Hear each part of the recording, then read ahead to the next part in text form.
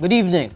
The number of bodies recovered from the landslide in a mining village in Mako in Davao de Oro has increased to 90. Mako Management of the Dead and the Missing Unit member Leia Anyora says as of 12 p.m. on Thursday, 90 bodies have been recovered, while 37 individuals remain missing. The search for possible survivors in the massive landslide ended on February 13 as rescuers have shifted their efforts to the search and retrieval of more bodies. Several buses carrying 86 workers of Apex Mining were buried in a landslide on February 6 at Barangay Masara in Mako Town.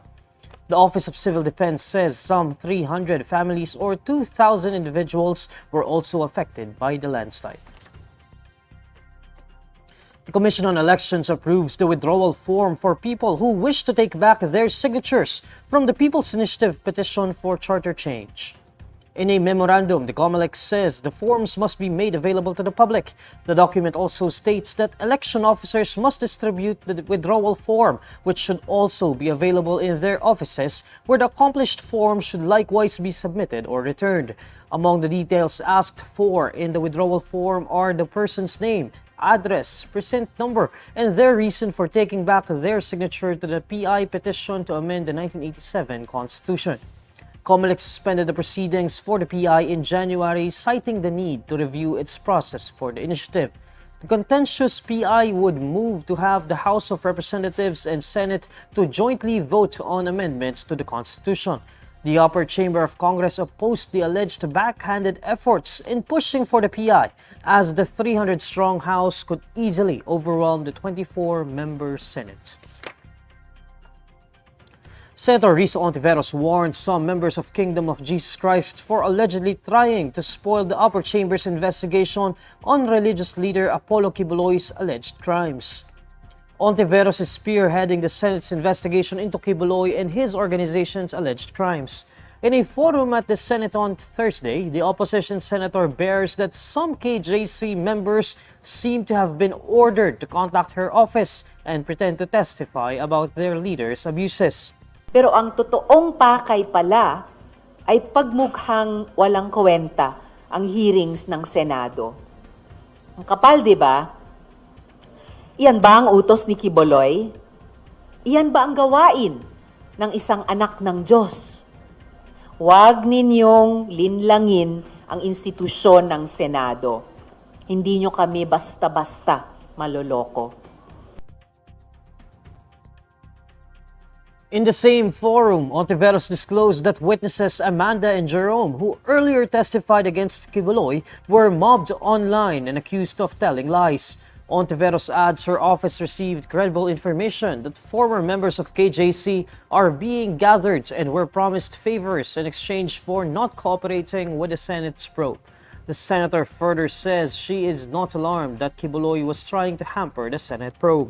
Hindi ako nag-aalala kung patuloy na magdi-delay o mag-o-obstruct si Quiboloy sa prosesong ito ng investigasyon in aid of legislation, in aid of justice.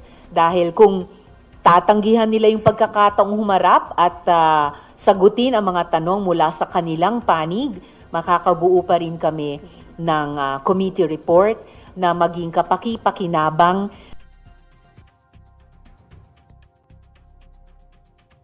Meanwhile, Quiboloy denied the allegations against him, branding these as a clear smear campaign to tarnish his international reputation. Makati Mayor Abby Binay calls on Vice President and Education Secretary Sara Duterte to address the management issue in 3 public schools that are now under Taguig City's jurisdiction.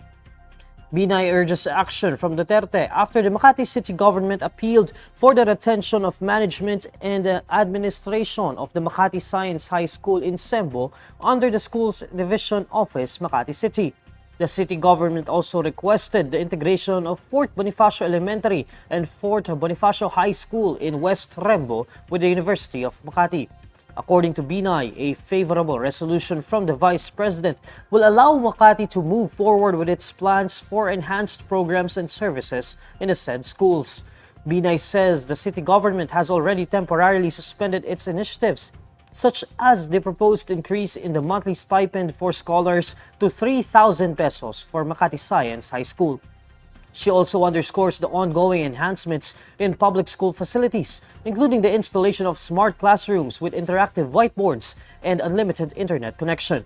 According to Binay, the city government has both the political will and the resources to continue providing the essential needs of the students. In the mayor's letter to the vice president dated August 29, 2023, Binay emphasized the importance of the city having its own science high school. Department of Education spokesperson Michael Poa said their legal office is already viewing the issue. Local residents of Batanes are encouraged to become Army reservists as the government plans to bolster the military capability of the island province, which is relatively near Taiwan. Philippine Army Chief Lieutenant General Roy Galido makes the call following Defense Secretary Gilbert Teodoro's order to increase military presence and development of military structures in the island province.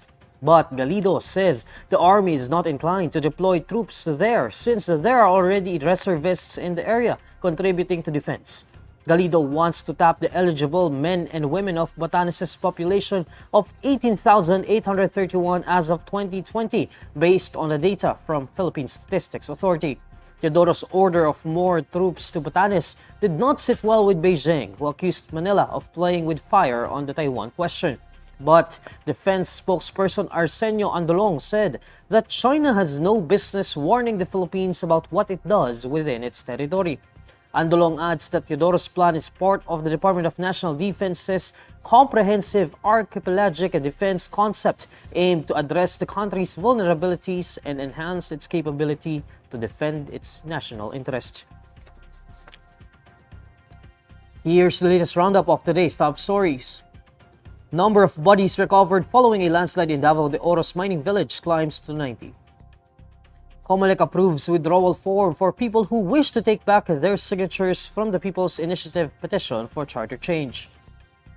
And Senator Hontiveros warned some members of the Kingdom of Jesus Christ for allegedly trying to spoil the Senate's investigation of religious leader Apollo Quiboloy's alleged crimes. These are the stories you need to know today. I'm Neil Mercado. Follow INQUIRER.net on Facebook, X, YouTube, TikTok, Instagram, and Reddit. For more stories, visit INQUIRER.net. Good evening.